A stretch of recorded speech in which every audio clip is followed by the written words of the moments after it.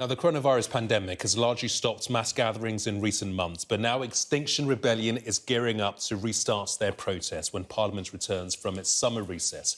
A new documentary film called The Troublemaker has been launched online, telling the story of how the global environmental movement has evolved. Let's take a look. This is an ancient story of corruption and then renewal. And what we've got now is like the mother of all archetypes. It's the final reckoning. I mean, I've had literally hundreds of conversations with people where people have said, I knew, and now I'm going to do something.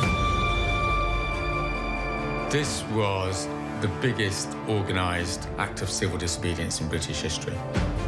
The name of the game on winding people up is you've got to wind them up, but not too much. It gets attention. Nothing's going to change without attention. Well, let's speak to Roger Hallam, co-founder of Extinction Rebellion, who features in the documentary. Thanks for your time this evening. So this documentary is set to delve deep into the ideas and emotions behind the movement. What else can you tell us about these ideas? Well, Extinction Rebellion is based upon a really straightforward idea, which is the government is responsible for protecting people. And the government has, for 30 years, ignored the science on the climate catastrophe, which is now locked in. And as a consequence of that, millions of people waking up to their duty to rebel against the government for failing to fulfill the social contract. So you say we've lost 30 years. Time is of the essence for you. So are you at all worried about the impact of the coronavirus pandemic in terms of getting your message out? Because for the best part of a year, we will be talking about coronavirus and the search for a vaccine and treatments for it. Are you worried that that has an impact on the message you're trying to deliver out to people? Well, of course, the coronavirus is the first sort of major evidence of ecological collapse. The coronavirus came about because of ecological stress, the pressure on species and what have you. So we need to see the coronavirus disaster, as it were, as the first step in the destruction of the global economy due to this project of destroying our living world. And I think, although it's been very difficult to protest for obvious reasons, I think now millions of people realize that the world is real, right? And if you go about destroying nature, then nature will come back and destroy you. And we've had now 30 years of warnings, and now this ecological catastrophe is locked in. We're looking at billions of people starving to death in the next 2 or 3 generations. Mm. And the absolutely indescribable horror of that is coming home.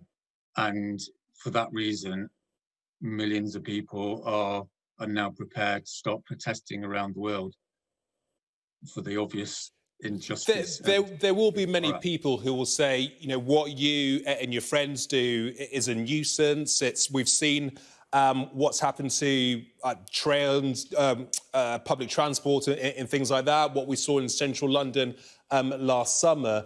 But there is a concern that what you will be doing is potentially spreading the virus. You will have large groups of people amassing together in central London, the likes of which we saw last summer, and then going back to your respective homes and taking the virus to different locations across the country. You and your friends could be part of the problem. We're not looking at a problem here. We're looking at the biggest catastrophe in the history of humanity, okay? That's what the scientists have been telling us in very euphemistic terms for the last 30 years. And what we're looking at is the biggest crime in the history of humanity, namely the unwillingness of governments in full knowledge of the science to prevent the emission of greenhouse gases over the last 3 decades. As you know, there's been numerous attempts to prevent this from happening, but governments have failed to do so. And the emissions have gone up 60% now. And basically, we're looking at it game over for the global economy.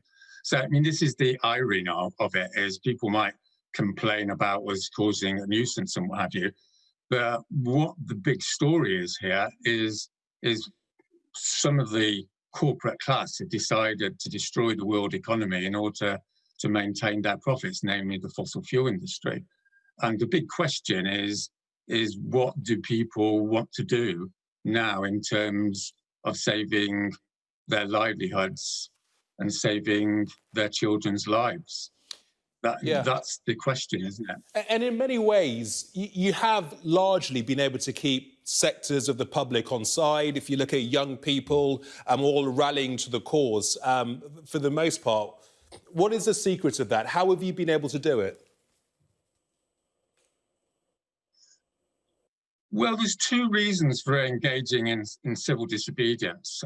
One is because you want to maintain your self-respect in the face of radical evil, which is what we're dealing with here, namely a project to destroy the lives of billions of people. And the other aspect of it is to engage in activity which has the highest likelihood of actually bringing about change. As you said in your clip, like the protests last year were the biggest act of civil disobedience in British history, and they changed the conversation in the UK. And what we're looking at now is to continue that process until the governments wake up to their responsibilities to our children, their responsibilities to maintain the economy. And that's really a matter of millions of people taking to the streets and staying on the streets until we see some change. OK, let's see what happens when Parliament returns. Roger, thank you for your time.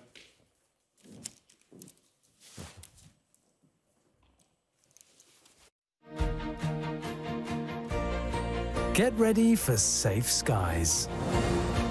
The weather, sponsored by Qatar Airways.